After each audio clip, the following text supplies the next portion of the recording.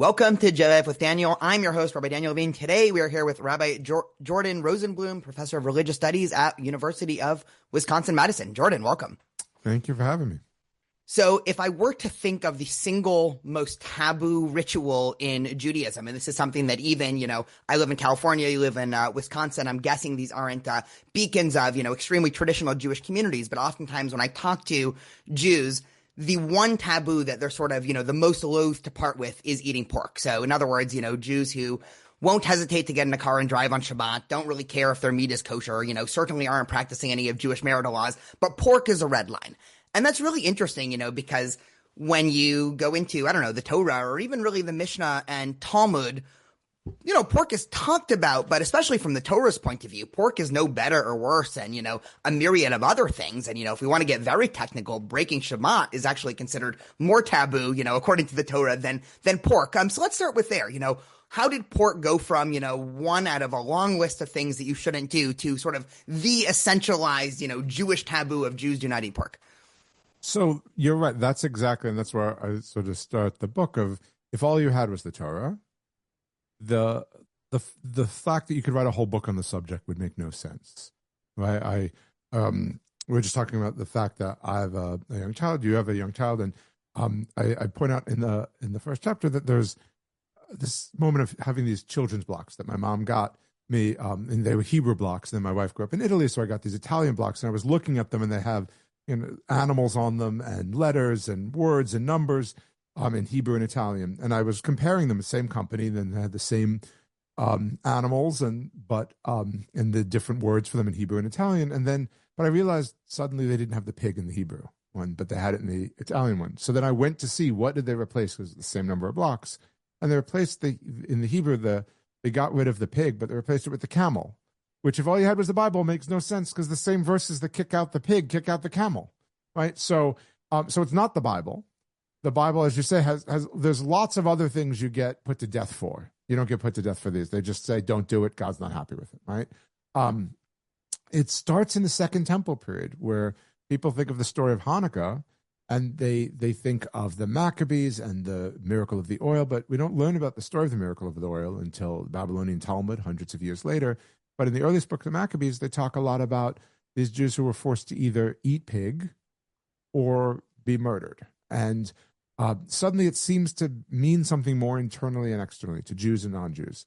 And then in Mishnah and Talmud, you start to see it more where they talk more and more about it. And then what I argue is over time, it starting in the Second Temple period, but every generation beyond starts to notice it, both Jews and non-Jews, more and more and more. And it means more and more and more. And so it's a story that unfolds over 2,000 years. So you're right, it doesn't start there, but it continues to add on over time. And the rabbis end up using pig as also a metaphor for, indecent action, right? So they even take this metaphor further than it's not just, don't eat bacon or don't eat pork in the morning, but don't be the essence of pork and of a pig. And so, in the famous, statement in rabbinic literature, they say, what's so bad about pork? Well, to be kosher, a mammal needs two things, right? Split hooves and chewing its cud. And a pork, which only has split hooves, the rabbis say the pork, the pig is going around saying, I'm kosher, where, on the inside, it's not kosher, but, who knows that, no one's going to dissect the animal. And so the rabbis essentially build this whole metaphor out of, don't be a pig. This obviously, in modern Yiddish, it's sort of an insult to say that somebody's a pig. I recall, because I'm teaching right now in one of my classes, a course on Jewish law, a lot about the Spanish Inquisition. And I remember coming across a couple of articles that talked about pigs in, one of the things, I guess I'll take a step back. I went to Barcelona with my wife exactly a year ago. We spent spring break there.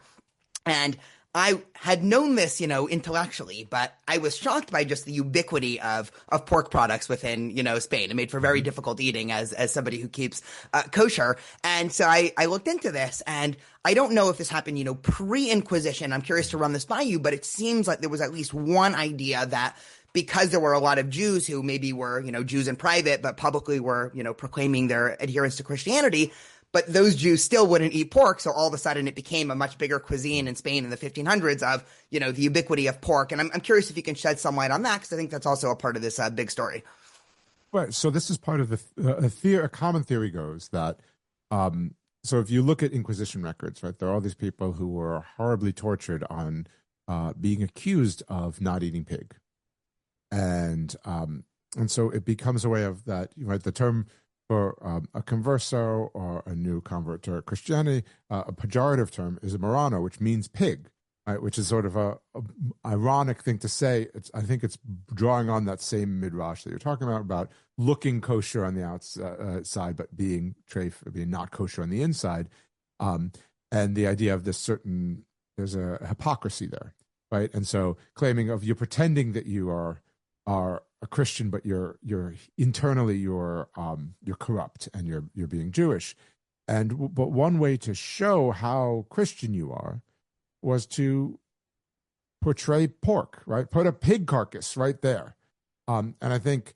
and it's a common theory, and I think it sort of holds because we have so many texts. I said several in the book of where people say, "Look how much pig I'm eating. Look how Christian I am. Look at a good Christian I am." And so, again, if pig is symbol, what's more symbolic than looking in my window and seeing a huge pig carcass, right? And saying, "Look how not Jewish I am," right? And then it becomes part of an identity as a culture that also it understands itself as a very Catholic culture, right? So, and then there are all there's evidence that we have of people talking about how to show what a good Catholic you are, you should eat pork, you should display pork, right? So, and that's what you're still seeing today. And I think today there are people who do it not knowing that because for them it's just tradition, right?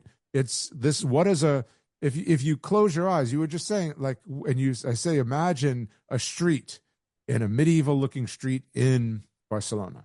You're going to imagine a butcher shop with a pig carcass, right? So it becomes what is seen as quote unquote authentic for that, right? And without people necessarily thinking of the history to it and why it came to be. Yeah, it's interesting. And I feel like it even jives well with, the early Christian / Paul's criticism of law in general, right? If sort of the pig is the epitome of symbol of Jewish ritual law, right. And then, Paul is saying that law is now obsolete or unnecessary or perhaps even shackling in all the ways that, he writes, pig might become that, classic test case. And what's interesting is, this, I think, even goes to the modern American Jewish community. So sort of, one of the most interesting, I think, meals in Jewish history was this, treifa banquet, and I believe in the 1880s. And just to give listeners a little bit of background, then I'll let you fill in if I get anything wrong. This is the first ordination class of any American rabbinic school, which was associated with the Reform movement. I think it was the first rabbinic school in general. And to celebrate the graduating class of rabbis, they had this array of non-kosher foods. But interestingly enough, pork was actually not on the menu. Yeah. And so even the early reformers who sort of had this idea of, okay, well, the Mosaic law is no longer necessary and we just care about the moral law and we want to, make a more Protestant-like version of Judaism to fit in better in, first Germany and then America, even they, seem to get a little bit squeamish around pork. I don't know if you have anything to add about the banquet in particular. Yeah, no, I mean, it points to one of the, it's funny, one of the reviewers of my book, and the early reviewers, basically felt that I was lauding Jews who ate pork. And I sort of find that criticism funny because my whole point is not to laud it, but to say that there's a variety of Jewish experiences with the pig. And those who choose to eat it, those who choose not to eat it, those who choose to kind of sometimes occasionally eat it. And what I'm arguing is that all of those are Jewish stories of Jewish identity. And so I'm not saying one is better or worse. What I'm saying is all of them need to be part of the discussion. And I think that argument alone was too much for that person.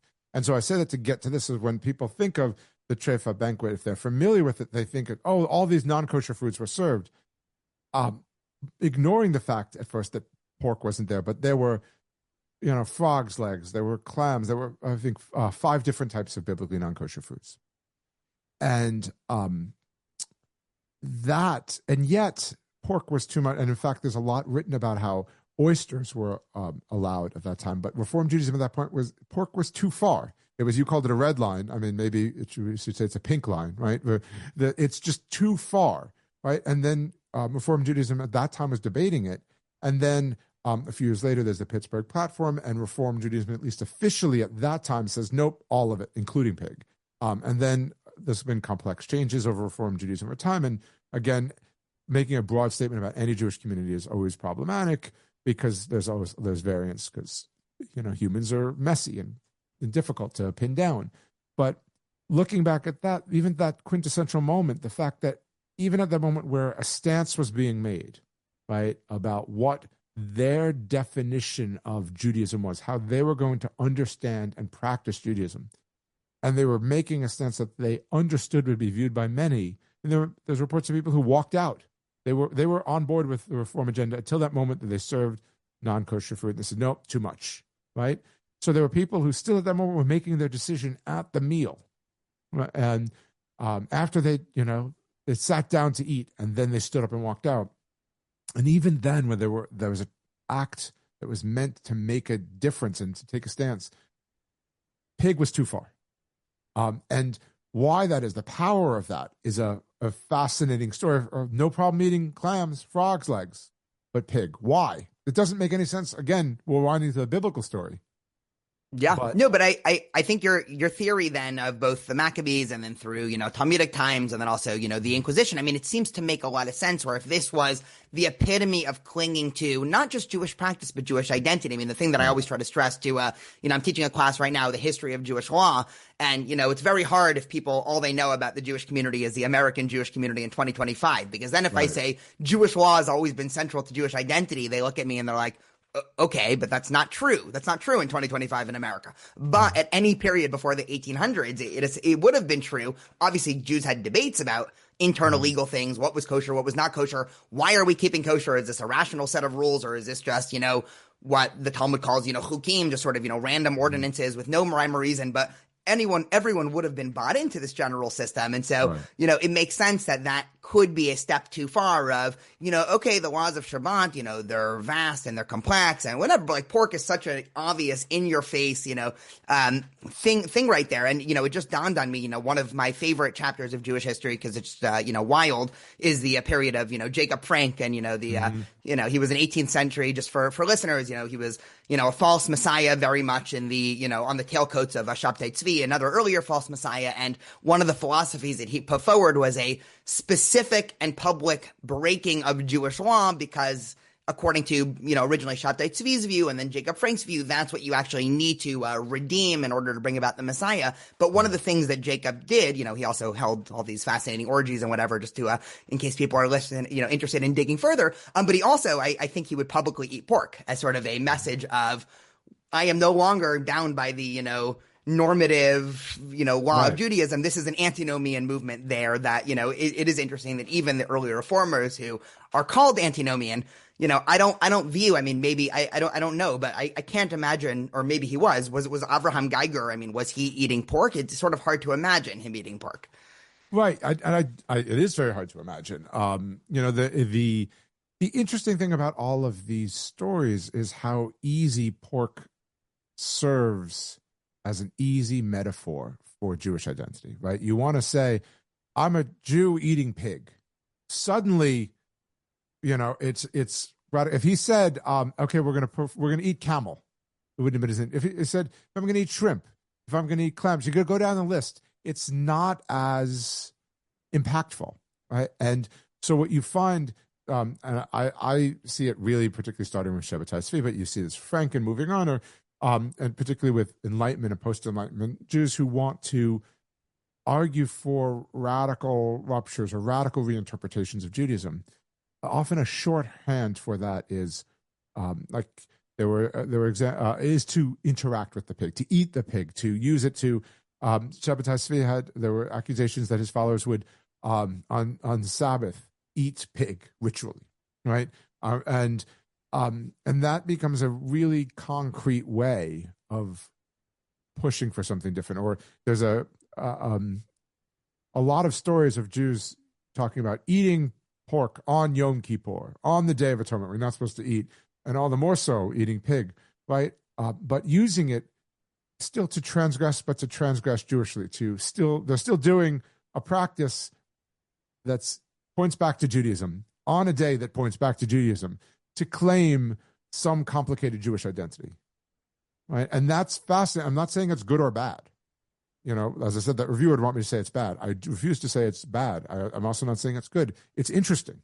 And it talks to the complex ways different Jews have tried to stake a claim on Jewish identity. Yeah, I love it. So oftentimes in personal conversations, I am willing to go more into a normativity of saying, at least from my perspective, good or bad. So one example that has rung to mind, and I don't know why this is always a favorite pet example of people starting to learn about kosher, is this question of, whether or not you can eat chicken and cheese together, right? Yes. Just for listeners, I know you wrote an article on this, so, I'll bring that up in a second.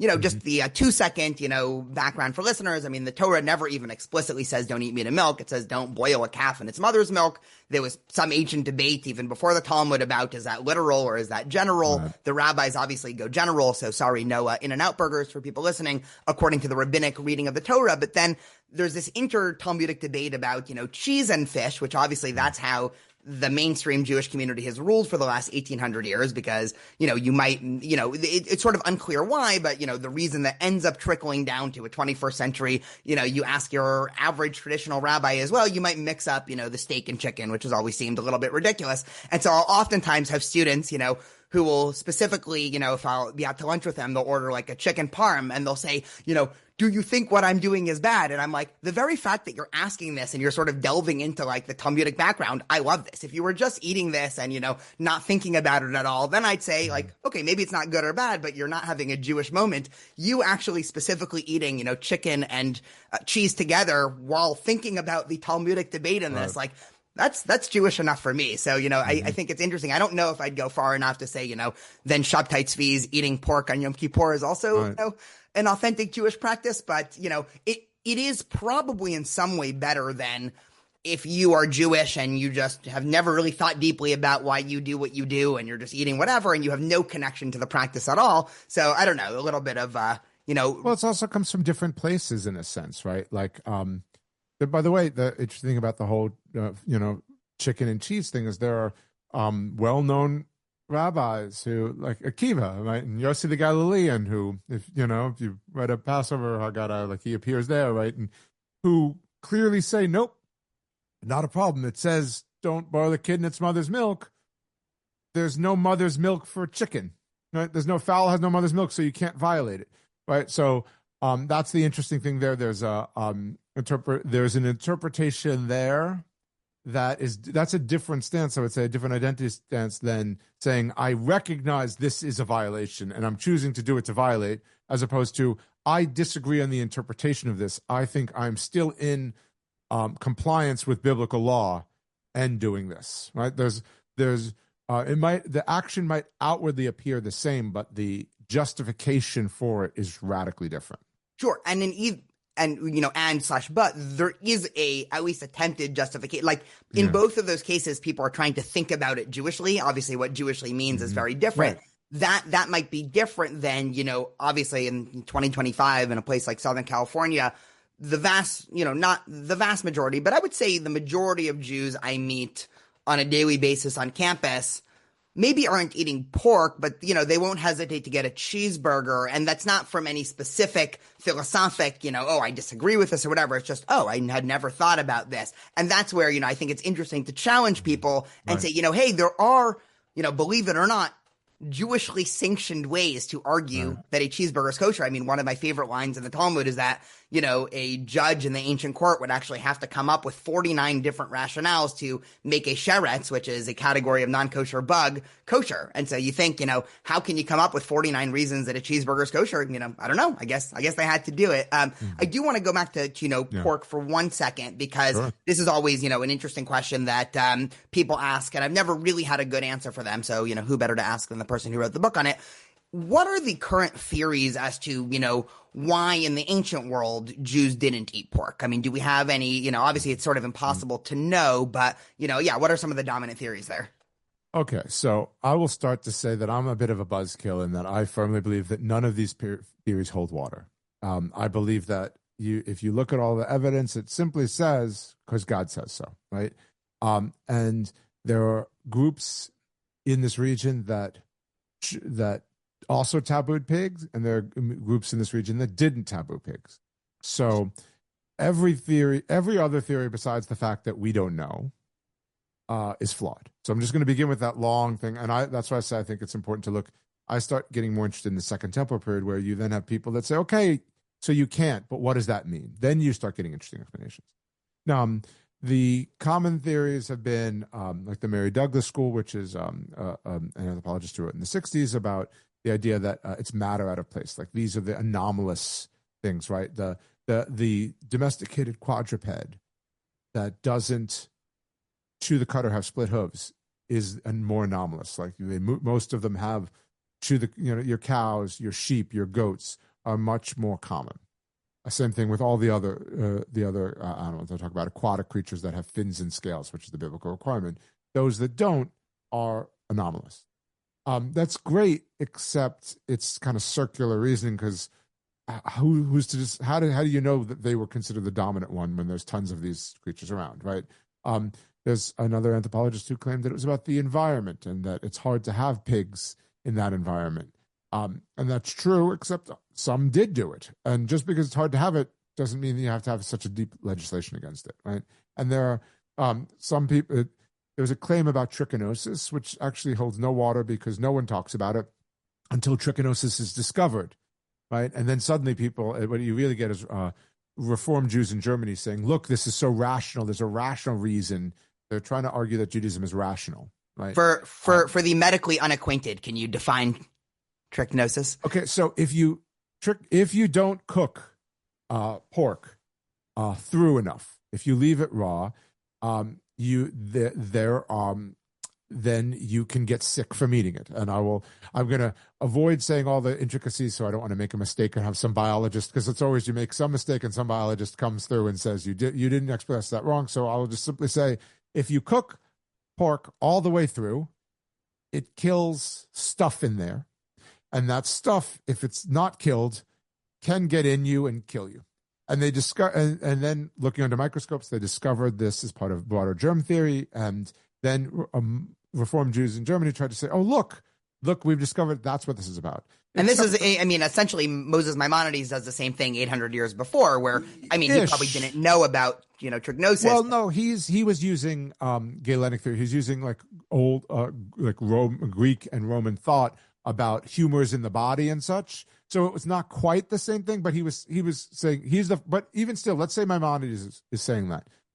Maimonides is writing 2,000 years after that time, right? So sure. So what you're saying, and also you're assuming that everyone else who ate pork were complete morons and didn't do the math on that, right? And as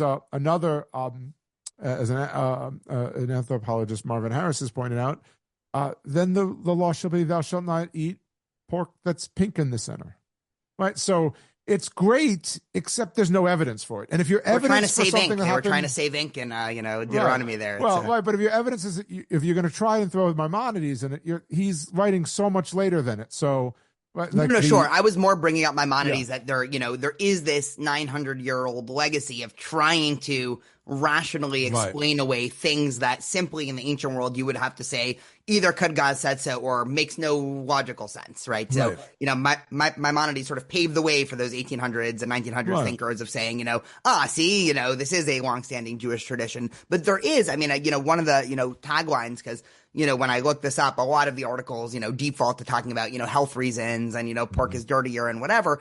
And so even if, health was never really an a priori concern for kashrut, and I'll go broad, right? Jews also have this idea you wash your hands before you eat, and there's also with the menstrual cycle purity rituals of a woman going bathing in water and dipping herself in a mikvah once a month.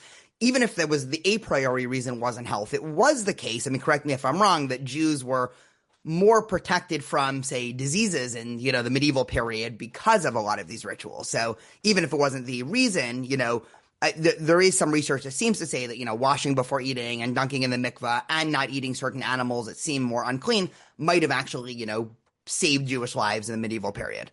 This is when I ask if you want me to kill Santa Claus for you or not. Because I firmly disagree with that, because there's been a lot of research that talks about like Black Plague, and this is a common claim.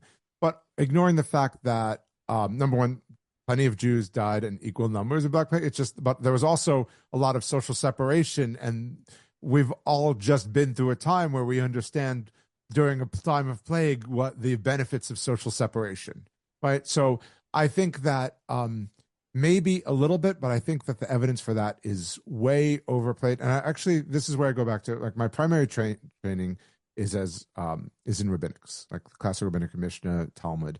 If you read those texts about the kosher laws, the rabbis actually very explicitly want to say these are chukim, right? These are laws, and you should do them because God said so. They do try and give explanations for it, because even though when they say we don't need an explanation, but we'll still give some. But still, the fundamental practice was that it was because they rejected rationality. For a scholar, Christine Hayes, has written about this in a recent book. Right? They rejected that Second Temple Jews were embracing. We're talking about the Maccabees, where they're embracing this rationality behind it. Philo and others expecting rationality. The rabbis explicitly reject it to say, no, it's not because there's a rational reason. It's because God says so. So they actually fundamentally reject that. And so kind of push it away from that. And when I see people doing that, I guess I'm also reacting because I have internalized it to say, like, well, I think there's more to, and I think that what you end up with all of these theories is there's evidence to support and there's evidence to contradict. And depending on what your ultimate goal is, you will either accent the evidence. So there's some evidence that points to that. I don't think there's enough. But it's grand claim made on small evidence. And therefore, I guess I react to that to say, but it doesn't prove enough as much as what people would want to, and it doesn't account for all the evidence of it. So I think maybe for some, but not all. And so to the extent to which that proves it, and again, this comes back to, I don't think that's even the point. The point is that because those who were doing it were not doing it for those reasons. They were doing it because they believed. Well, again, let me be careful here. Many believed they were doing that because for pious reasons. There's a variety of reasons. People could have been doing it because they knew that their mother or father would be upset if they didn't. People were doing it because they knew it would be awkward in the community. Right? Knowing the exact reason is always difficult too. But I guess I am more inherently suspicious of those claims because looking into it, the evidence I would want the evidence to more clearly prove that than it does. That is perfectly fair. I do want to, eventually end with talking about the modern kashrut industry in, America 2025. Before we go there, only because my wife and I both read your article about breast milk in rabbinic literature last night. I have a 3.5-month-old at home, so we're very much within the, I'll pick the Talmudic word, the sugya of, breast milk and breastfeeding. You make a couple of interesting claims that all seem to, check out, just to go through some of them, and then you can sort of double click on whichever. One, and this is something that I actually I don't know if I didn't know or I never fully realized that, according to the Mishnah, that feeding the child is not something that the mother owes the child, it's something that the mother owes her husband, which gets all sorts of into, interesting marital law and contracts. And so, that was just one claim that sort of stuck to me. The other is that the rabbis, just like, most of the ancients thought that breast milk was the same as menstrual blood, just repurposed. So the rabbis are sort of, very interested in this because menstrual blood, just for listeners' background, is sort of one of the most impure fluids you can possibly have. And breast milk then should be impure, but obviously you need it to, nourish and save the baby's life. So, the rabbis play around with that. But you sort of go broader, and, I'll ask you to outline the thesis in a second. But you claim that breast milk is just a good substance to think about generalities of law. For somebody that has never thought about Judaism and breast milk in the same sentence, could you give that thesis? Yeah, so sure. So just like I started thinking about this because I had a child, as I'm wont to do. I think, well, what do the rabbis have to say about this? And it's not something I had looked too much into.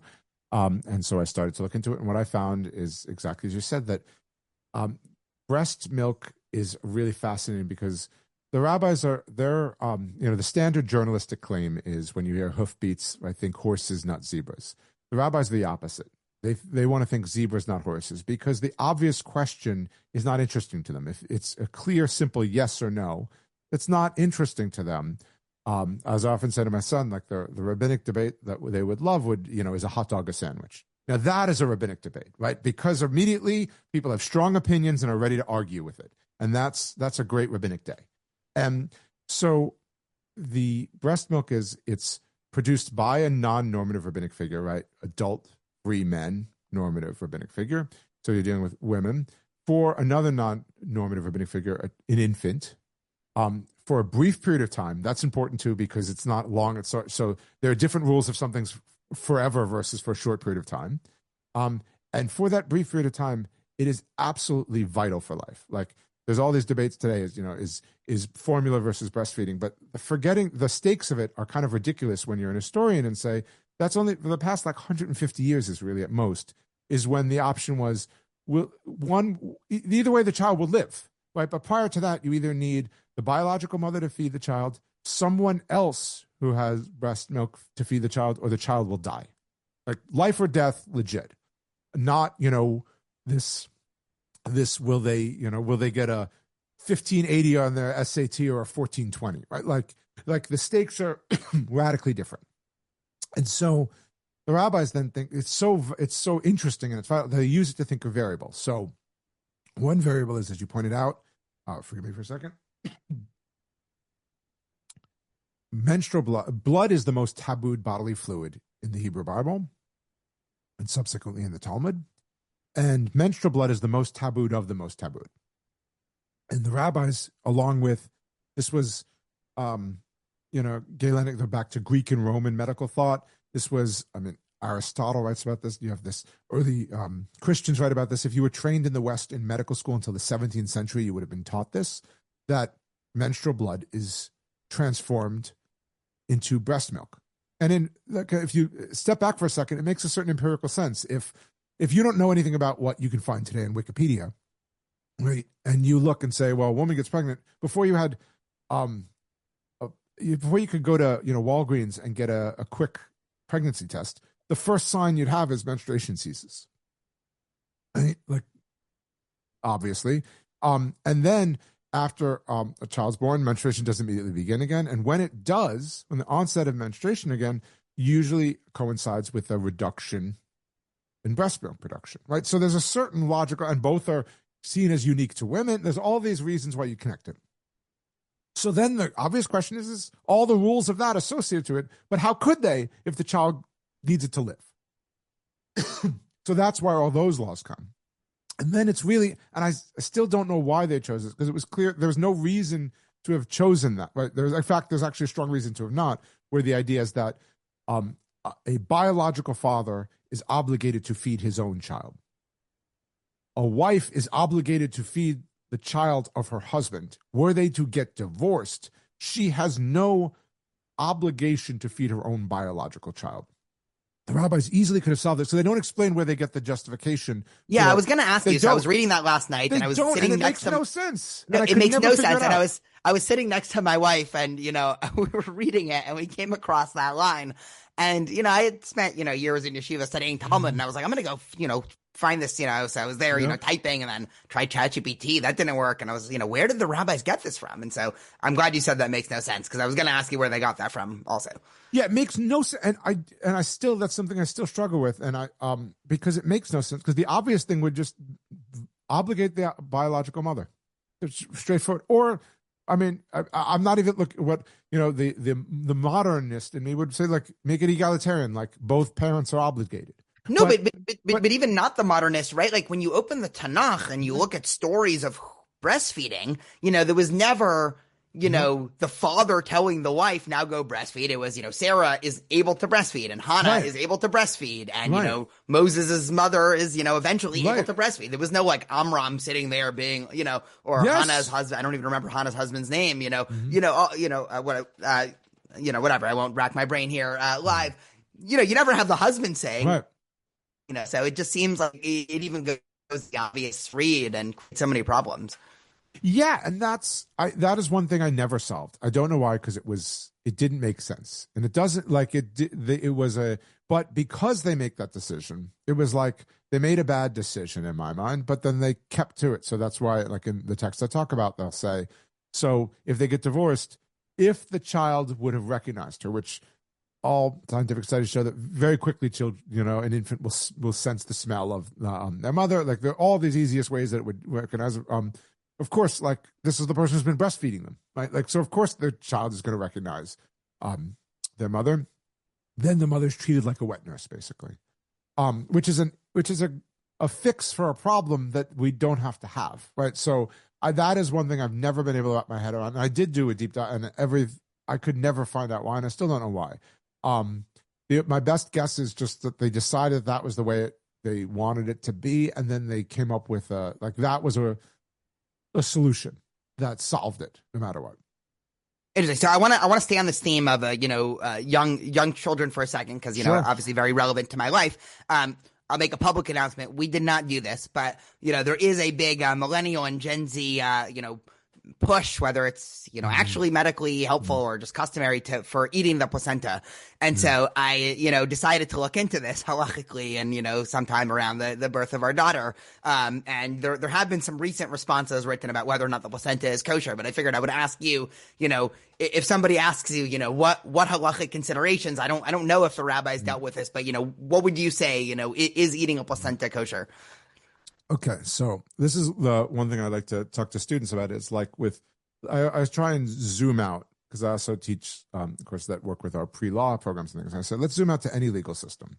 And what the rabbis are big into is what actually all legal systems are, is categorization. So I have to ask, so the answer I always say is that we have to begin with it depends, right? So I need to ask some questions. So what I would want to do is look at the medical literature and see what is the benefit of it. What is the data? So for example, here's the easy answer. If you prove that will have a tangible impact on the viability of that, like parents who eat that, though, if a mother eats it and she therefore produces breast milk that leads to 25% higher likelihood that that child will thrive and live, I think that halakhically there would be a very strong basis to, if that's the easy one, right? I'm going to do a reverse rabbi. I'll start with the easy ones. Like if you can show that it will have a tangible benefit on the likelihood that the child will live and thrive, especially if you go back in time, how many times you'd have to have a father and mother would have to have about 6 children to ensure that they would have 2 that live to adulthood, right? So with that kind of a life expectancy, there's a strong push to, right? So, but even just generally, if you can show that it will really have an impact on the life of a child, meaning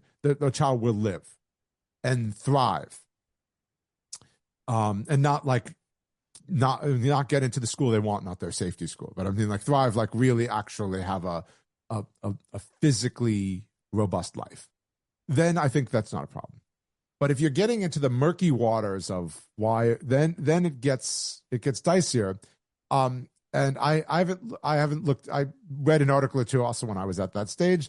I had no interest in it either, but I felt that nothing that I read convinced me that there was anywhere near as enough evidence to suggest that it. So then you're getting into the really murky water, and I would just fall in the why. And if someone felt it was important for a variety of other reasons, well, then you'd have to investigate what those reasons were and decide what your interpretation of halakha is. And this gets to one of my biggest bugbears that my family knows about, because it drives me nuts when people talk about, oh, so-and-so has a higher level of a kashrut, or they're stricter in the kosher laws. And I hate those terms. What I say is they have a different interpretation of, right? And so this is what I'd say, depending on one's interpretation of halakha, I could find you reasons why you could say yes or no. But I think the strongest case across the board would be if life is profoundly impacted. Okay, so speaking about different interpretations or stricter, I won't use those terms, even though I was about to literally ask a question using those terms. I will so now, go ahead. I will go ahead, and you can add that to the, this person really upset me on the podcast. No, but, I remember when I was studying, in rabbinic school and learning the, all the Talmudic debates about Basar B'Chalav, right? The sections dealing with the laws of kosher, just for listeners.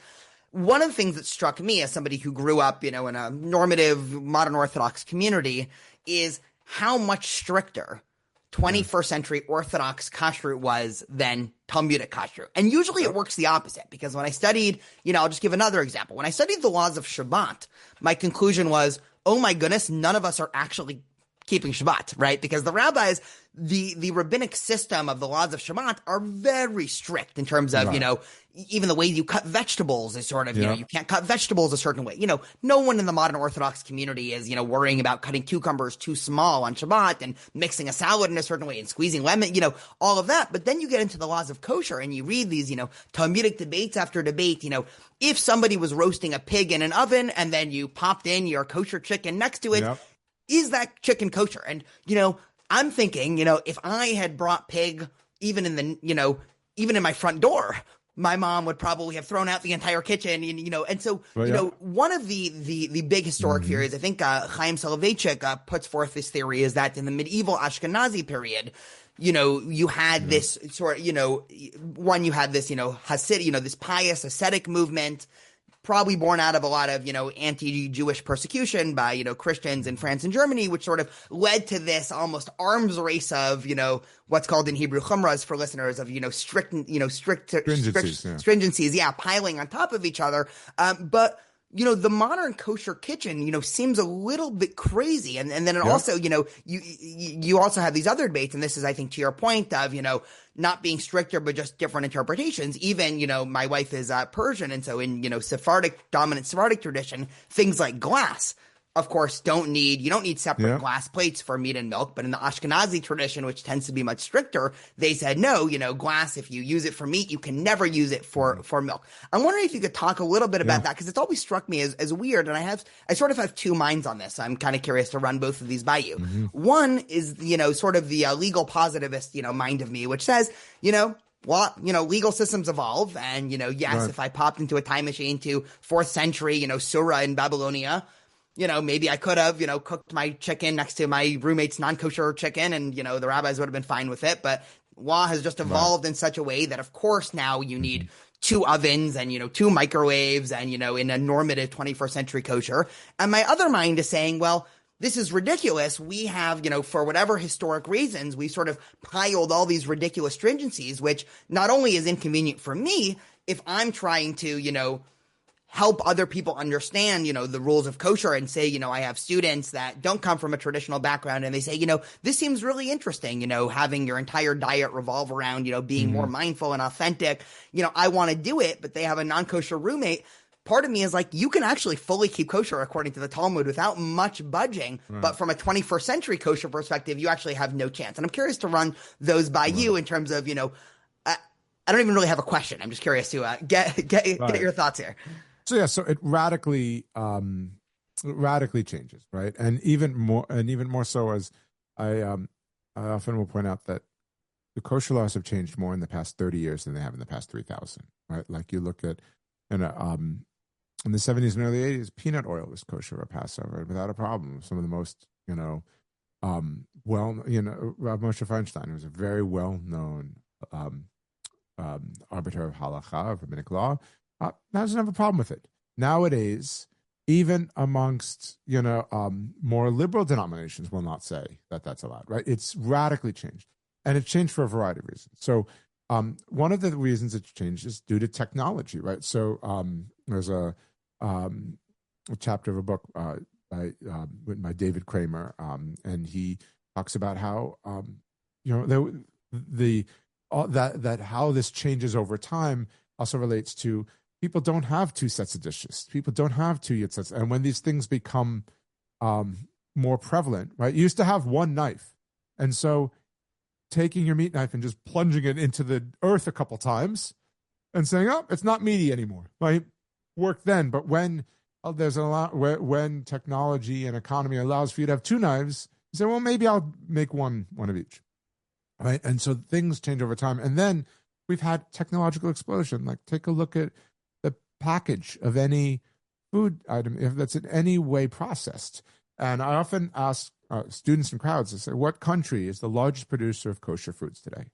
And you get Israel, America, Argentina, Canada. You go along this, finally someone says, well, China? Like, yeah, actually, because how much of that is, this chemical additive, this flavoring and such. And in the modern kosher system that exists, for something to be certified, every ingredient also has to be certified. And if 20 of the ingredients, the ones that you can't pronounce, all need to be certified. They're produced often in a factory in China and then brought over to Italy so it can be, quote unquote, produced in Italy and then imported to America, right? Sometimes the producing right is just the ship stops in the port for a second and then comes over. So it's imported from Italy. And so so part of it is this technological story, all of that changing. And then part of it is a story of various internal politics for things, right? I haven't checked in a while, but it used to be that, like on El Al, if you wanted a kosher meal, you had different types of kosher choices, right? So this is also what I mean about not level, right, but interpretation, because there'll be, multiple ultra-Orthodox communities will have different interpretation, and sometimes the interpretation is simply if Daniel's your Rav, you're going to want his name on the package. If I'm your rabbi, you're going to want my name on the package. And there are well-known plants in Israel that produce the same food with different packages. Just because if it's going to go to your neighborhood, it needs to have your hashgacha, your kosher certification on it, whereas my neighborhood wouldn't buy it, right? So part of it is that. But then a more positive thing is part of it is the system has radically changed. And so to not accommodate for it, one of the I'm gonna get there in a second, but I'm gonna go a little long. Yeah. Another thing I often say to people, I say, how many of you heard of Hanukkah? And my students will always raise their hand. And I say, how many of you heard of Yom Nicanor? How many of you heard of Nicanor's Day? And no one raises their hand. I said, the same text that talks about Hanukkah talks about Nicanor's Day. But people forgot who Nicanor was, and they stopped being interested in it, and then it's forgotten, and so now no one knows. Hanukkah, as I pointed out, meant you learn more about the pig than you do oil in the most ancient texts. Then you learn about the miracle. Then you learn about this. And it becomes story after story, and generations reinterpret and means something differently to people, and it adds meaning, right? If it doesn't adapt and change with time, it gets forgotten. And the food system is so radical. All food system has radically changed in the past 30 years, right? The ways food is produced and understood and distributed and marketed, etc., is so radically changed. So if there were no changes to the law, there would be no living, it would lose its sense to a living community. And even, we've been talking about different Jews debating what the kosher laws mean. That whole debate is about updating it and making it relevant to. And even if the relevance is fighting against, right? It's that if I say don't think of an elephant, the reason you always think of an elephant is something called ironic process theory, because your brain says, okay, if I say don't think of an elephant, you say, okay, I'm going to think of a water bottle. And your brain will say, is a water bottle an elephant? No. Okay, so I'm not thinking of an elephant. But I've had to think of an elephant to remember that I'm not thinking of an elephant, right? And so all of these debates are pointing back to it. So I don't know if that gets to your answer. I would say it's a variety of things to do with technology, but also humans' interaction with that. Yeah, no, I think that makes a lot of sense. I mean, what I immediately shot to, this was a very lively debate amongst my friends and I a couple of years ago. I don't remember if it was Beyond or Impossible, but one of these vegan outlets made a pork, Beyond Pork or Impossible Pork, 100% vegan. And it was either the OU or the Chaf K. I think it was the OU. Essentially refused to make it kosher, not because any of the ingredients were not kosher, but even going back to, I think, our first conversation, they had no problem, by the way, with, you go to any kosher restaurant now in New York or Los Angeles, meat restaurant, and they have, quote unquote cheeseburgers on the menu with vegan cheese. And, there seems to be no problem with that. But for some reason, having anything that, sounds like pork, was sort of off. I was talking to one of my friends this morning and said that I was going to do a podcast about, kosher and the history of kosher and everything. And he sort of, ironically, but he, didn't actually mean this ironically, said, ask him how much of the modern kashrut industry is really just a mafia. And, what he meant by that, that was his verbatim question. But you do get the sense, that there should be a lot more things in restaurants. You take a community like Irvine, California, which I live in. There is one kosher restaurant, it's meat that's quite expensive. But then, we're in California. There's 500 vegan restaurants. And, what it takes to make a vegan restaurant kosher is not much. You just need to worry about, the wine and vinegar and then maybe how exactly it's cooked. And maybe you need to check the vegetables for bugs. But these are, very, very easy things. There might be one or two more. But a lot of times, there is a lot of money interest within 21st century kashrut organizations. And so, I guess in the most basic way, talk to me about that, about, sort of the finances behind, you can either go Israel or America, because it's also a major story in Israel. I believe, the Rabbanut, which is the public, it is the ultra-Orthodox wing of the Israeli government, for lack of a better word. So that is also a major way of raising funds of if you want to open up your, falafel shop, which is the same falafel shop as every other falafel shop, which is of course kosher. You still have to go through them to get the correct certification. So, talk to me about money interest in kosher. Right. Okay. So that's the classic, there's one question with 3,000 parts. So first I want to talk about the impossible pork thing. I'm going to quote Rabbi Menachem Ganak, who's the CEO of the OU. And so this is, for those following along with my book at home, it's on page 175, where he's talking about impossible pork. And he says, the impossible pork we didn't give an OU, which is the Heksher, the kosher certification for the Orthodox Union, to it not because it wasn't kosher per se. It may indeed be completely kosher in terms of its ingredients. By the way, this is editorial side comment. It is completely kosher in terms of ingredients, but it's the same ingredients as the other things that they continue to certify, including impossible sausage. But that's a whole other story. If it's completely plant-derived, it's kosher. It is. Just in terms of sensitivity to the consumer, it didn't get it. And by the way, the halal certifier did the same thing. Impossible pork was just seen as too much, right? But then you have to get beyond the fact that the modern kosher industry is dominated by OU and 4 other companies, right? And they kind of have a pact there. Let's take this at, I always say, let's begin with taking everything at its face value and taking everything with assuming that someone's claim to piety is 100% genuine and not self-interested. And the claim is, let's say that I'm your OU supervisor, you contract me to certify your food is kosher. And let's say you really are cheating. You're using fake kosher meat. And I discover that and I drop you. They all have an agreement that if I drop you for a kashrut issue, for a kosher violation, none of the others will pick you up. Now, on the face of that actually makes pious sense to say, like, this is to so disincentivize someone from doing it, so that if they did it, they would never have a chance again. But as you can imagine, that also has the thing of effectively creating a monopoly to say, I can then say to you, we'll all agree this. So if you don't follow I just have to call it a kashrut. Now, I'm not saying that is the case. What I'm saying is that gives the perception of the potential for that, right? But then you also have to figure, when people think of the kosher industry, they think of it in terms of just for Jews. But about 1/12 of the market of people who buy kosher products, looking for it to be a kosher product, is only kosher observant Jews. The other 11/12 are other people. So someone who has the perception that it's healthier, that it treats animals better, that is lactose intolerant. So if it says that it's meat, they don't have to worry about dairy. You're a vegetarian, it says it's parv. Right? There's all of these reasons that people use that. That's actually, it's a multi-billion-dollar industry. Is that an actual statistic, by the way? Yeah, that let's just 100%. take Empire Chicken, that only about 10% of people who buy kosher chicken are doing it for halachic reasons?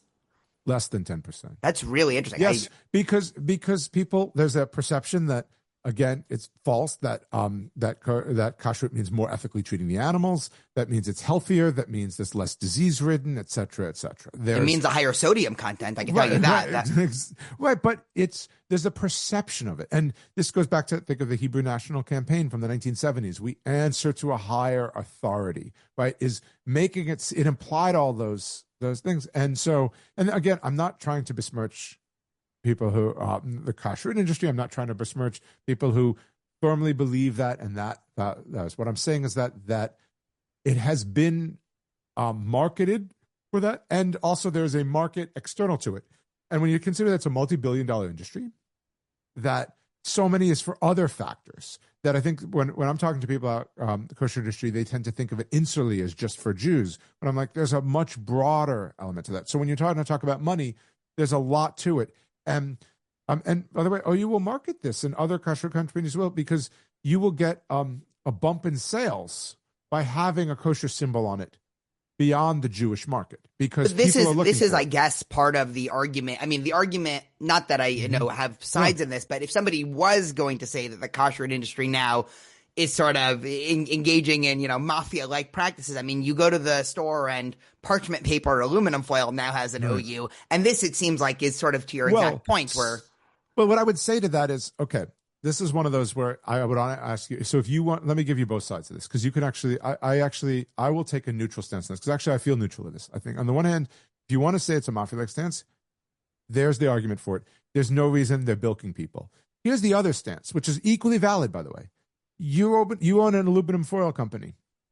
You're looking for ways to grow your market. I say, look, not just Jews, but non-Jews who know that symbol will associate that as a trademark, which is actually how it's enforced in America, right? You can't, because of the First Amendment, you cannot, you can't get involved in a lawsuit with that, and the government can't adjudicate it for business fraud based on the Establishment Clause. That's a problem, right? But if you say, this is OU's trademark this, we didn't give you the right to use that symbol, you've now violated my trademark, that's a thing, right? But if I say to you, look, it doesn't need it on your toothpaste, it doesn't need it on your aluminum foil, but if you put it there, it will cost you, let's say it'll cost you $10,000, but you're going to sell $100,000 more.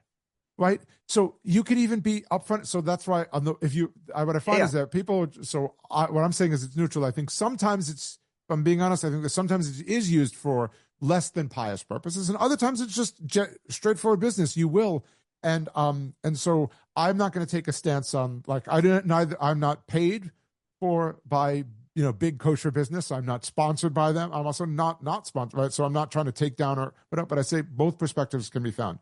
There are elements of. It's a big billion-dollar business. So will there be, is piety and profit will be intention. But then there are other times where you can say, look, we think it's a wonderful thing and it will generate more profit for you. It's a write-off that you will make more money off of. Right?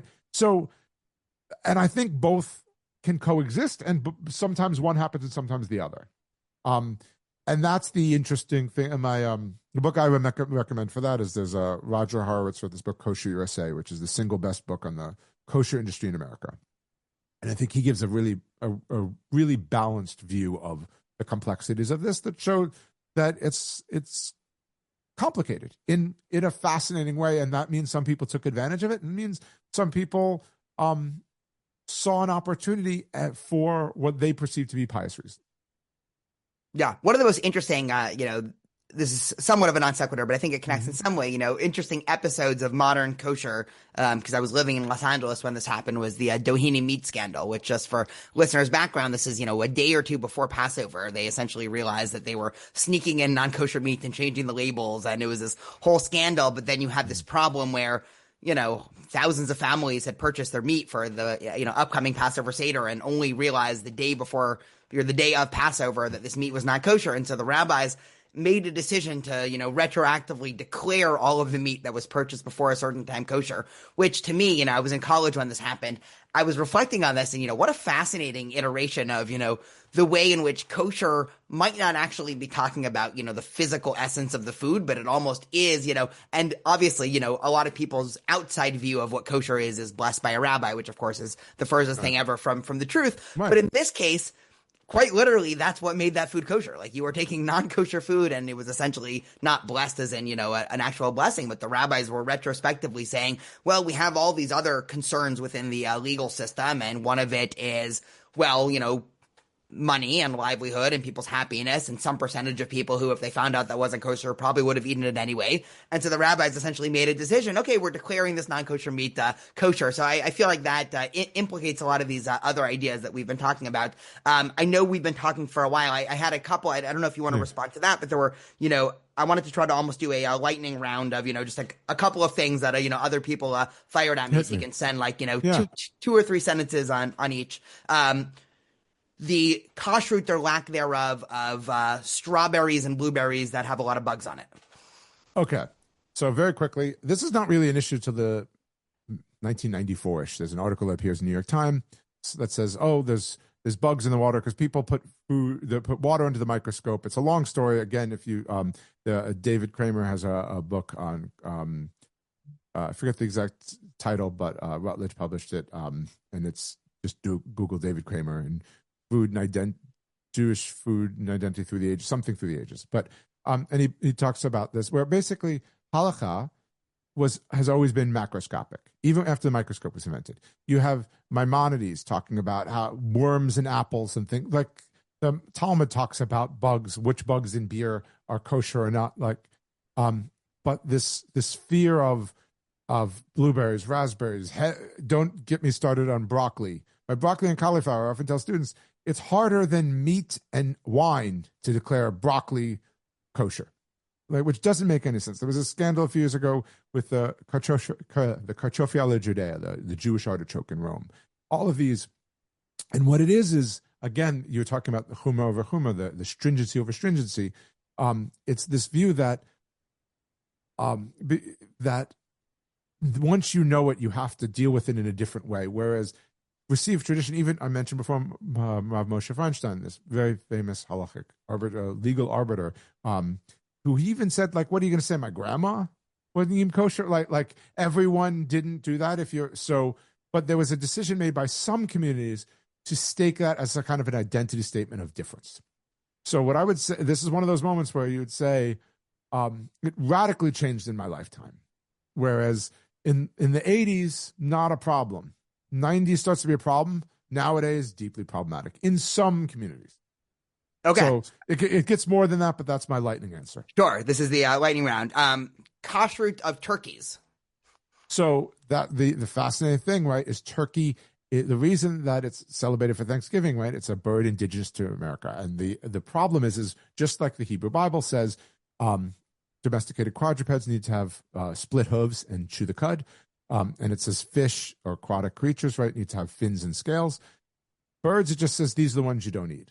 We don't even know the translation of all of them. So you know that, but so then there becomes a tradition that maybe they're birds of prey. But I always point out that that depends on who you define what's the prey, right? Like to a worm, every bird is a bird of prey. And the rabbis have some definitions for what it is, but then there becomes this idea that, well, you eat birds that your family has a tradition of eating, which is great for chicken, right? Because you've had a family of eating chicken, tradition of eating chicken. But unless your family, right, is a Native American that grew up, like, you don't have a tradition of eating turkeys, right? But there's obvious reasons why it would be included amongst the kosher birds. But so for most, they say, yeah, but there are some not. And there's also a fascinating history about Jews celebrating Thanksgiving. There's an interesting chapter in a book by Beth Berkowitz where she talks about the history of that, which I often assign to students right before Thanksgiving, so that no one has ever done this to my knowledge. But I say, like, here, go home and talk to your family about Jewish law. Listen, it's much more exciting than politics, starting a big argument about whether or not the turkey's kosher. Okay, 4 more quick lightning rounds, and then I'll let you finish with whatever you want. Giraffes, people are always told, the sort of stereotype you heard in Hebrew school is that the neck is too long to shecht, but that is total baloney. So giraffes. Okay, so if the ironic thing is the neck being long makes it super kosher, right? Because the whole point, if anyone has studied the technicality, if you look at Mishnah and Talmud Chulin, they talk about there's an upper and lower limit. And on most animals, the upper and lower limit, you can't see because I'm holding my hands, is kind of tiny. And a giraffe, it's huge because you have to hit below a certain point and above a certain point. And the giraffe, it's huge. So it's actually quite easy relatively, but the skin is tough. There's not much meat on them. Where are you going to get a giraffe? It's ridiculous. But are they kosher? Split hooves, chew the cud, easy to slaughter them in terms of you have a huge a target area as opposed to a sheep. But I'm not, again, don't quote me as saying that means everyone should go out and slaughter giraffes. I will not slaughter a giraffe. I promise. There is a rabbi in Beit Shemesh. His name is Natan Slifkin, who's sort of called the zoologist rabbi, who I believe is part of a project to specifically have a meal every year with these foods that are sort of educated. Another one is grasshoppers. Grasshoppers are kosher, but I've never been to a Shabbat meal, and I would be weird if you showed up to my house for a Shabbat meal and I served you grasshopper. But every year just to keep this tradition going. It's very easy to figure out the biblical kosher. The Bible spends much more time talking about what is the kosher standards for that than it is for birds. It just says it gives you criteria. It talks about it. Right? Okay, 3 more questions. What is the debate about Hebrew National? Why do some people say Hebrew National is not kosher? So it's That's a long, long story, but basically what it comes down to is internal politics of debates about different kosher certification agencies and what their practices are and what they allowed. And then there's some internal personal dynamics that come into that. And there's some interpretations of law. So that's going to be my short answer, because to get more detail with that. So what I would say is it comes down to, and it's also a good example of the perception of, oh, Hebrew National, the kosher hot dog, right? But for the longest time, they were not actually certified kosher. And then even when they have been, there's debates of if they are or not. And that comes down to a whole bunch of the complex dynamics that can be part of communal debates about what is and isn't kosher. Amazing. This is good. So everybody who has sent me in questions, these are all questions from listeners that, when I posted that I'm talking to you. So I will tell them that they have to, go do more research. The most Jewish answer is, here's a short answer, go out and study. It's a lot more complicated. Exactly. 2 more questions. Yeah. Prenatal vitamins or gummies that have pig gelatin in it. Okay. So this actually, okay. Again, back to the question is how much does this help the life? Like, so number one, here's the easy answer. If there are prenatal gummies that do not have it and they're equally effective, obviously, but even going back to classical rabbinic literature, they talk about the idea of a woman who is pregnant and starving and craving pig, right? And it's Yom Kippur. And they tell, first you let her smell it. Then you let her dip her finger in the juices. And finally, if she's still like, I can't, I'm faint, I can't, you let her eat it. So the idea being that, right, you're supposed to live by the commandments, not die by them. So what I would say is, if that's the only option you have, like I have 2,000 years of tradition that say that's not a problem. Exactly in that situation where you have a pregnant woman who needs it for her child to thrive. I thought that there was, and I should have probably looked this up before asking you. There are some opinions, I think most notably some Sephardi, rabbinic leaders who do say that because gelatin is sort of like a derivation off a derivation, it's no longer considered pig. Because I remember you had this debate about marshmallows also of, are marshmallows that, without a hechsher, right? Most kosher marshmallows, if you buy them from, your local kosher market, they have, fish gelatin or something in it, but then, are sort of real marshmallows kosher. And you do have some Sephardi rabbis who will say gelatin is not actually considered pork products there as well. Right. The question is, what is gelatin? And again, actually, I feel like I'm plugging all these books, but I'll go back to Roger Haritz's book, Kosher USA. He has a great chapter on gelatin about in America, the food chemistry and Jell-O and the debates of what is gelatin. Is it a totally new thing? Or is it something, at what point does it cease to be?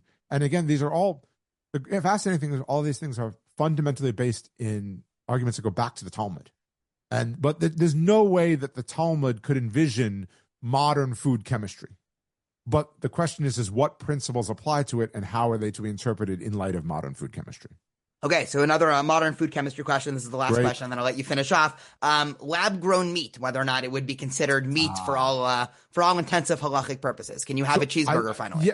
So again, it depends. So this is I know this is an annoying answer, but you would make a great rabbi. Are you sure you don't want to go into if academia doesn't work out? This is the interesting question. So you have to ask the status of it, right? So the debate is.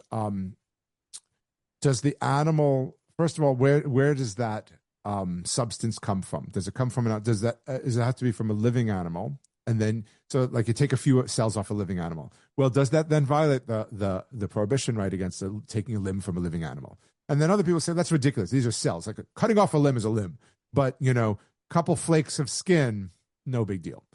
Then other people say, well, do you have to? If you think that it has to be from a living animal, do you have to slaughter it first? And if you slaughter it, does it have to be slaughtered according to kosher slaughter? And then if you say that and then say, okay, now you're taking from it, then you'd say it's meat. But there are some who say, okay, you can take off cells. And in fact, if you don't slaughter it, it's because there's a company in Israel that wants to make cells off of animal that hasn't been slaughtered because they want to try and market it to vegans to say, look, no animal died for this. Like if you slaughter, if you slaughter it once and then never again, it's still the original animal. was slaughtered. But so they said, okay, I'm going to take these cells off. And some say, well, that's ever minachah, that's a limb from a living being. And they say, no, it's not. And then one rabbinic authority says, okay, not only is it not limb from a living animal, because it's like transformed in, no animal died, it's something completely different, it's not even meat. So you can grow a steak and eat it, but it's not meat, so you can have it with cheese. So now you can imagine way back we were talking about confusing steak with chicken. You can imagine other people saying, well, this is steak with steak. This is ridiculous. How can you say that? But there's a legal origin. So I'd have to ask your interpretation about these various things. For me, I find it fascinating debate. And I find it fascinating that one can legitimately make that argument that it's not even meat, or make the argument that it is meat, or it's kosher, or it's not kosher, right? And trying to use those principles and apply them to modernity. And when one of these lobbies is willing to sponsor me, I will take an official legal stance on it. Until then, I will just point out all the different ways it can be interpreted. Amazing. I'll also say, if anyone from the OU is listening, I will put an OU on the middle of my podcast. And then, I wanted to thank you for taking the time. I also want to flag for listeners, that found this interesting, that maybe have never dived into debates about kosher. We probably covered less than 1% of not just any of the questions, but also the material. I mean, there is, writing upon writing upon writing about this, and, the amount of, total primary sources it would take to, end up reading out, all of this conversation and all these answers would probably fill an entire bookshelf. I wanted to see if there was any, final thoughts that you had about any of this, anything specific. I'll give you the final word, but I really appreciate this was a lot of fun conversation. I mean, my final word is exactly kind of what you're saying, which is these are fascinating debates. And I think it's important to realize that people have strong opinions about these. And that's actually part of the fun of it, the sit in the debate, but to see how people have, food is so fundamental to our being. We have to eat, right? And all cultures choose to not eat foods that are otherwise, edible, right? And so to take some time to think about what it means to eat, and what it means to you to eat, and what it means to eat with other people, and what you want to include or cut out from that is fascinating. And so that's the thing I'm always trying to get people to do, is look at this rich tradition of that, and find that there's not one single answer. I think the problem is people this is the traditional answer. And I'm like, well, if you read the text, you find that there's no one traditional answer, and that traditional answer isn't quite as traditional as you thought it was. Yeah, well, Professor, see, I accidentally called you Rabbi. Professor Jordan Rosenblum, thank you so much for talking. Oh, thank you for having me.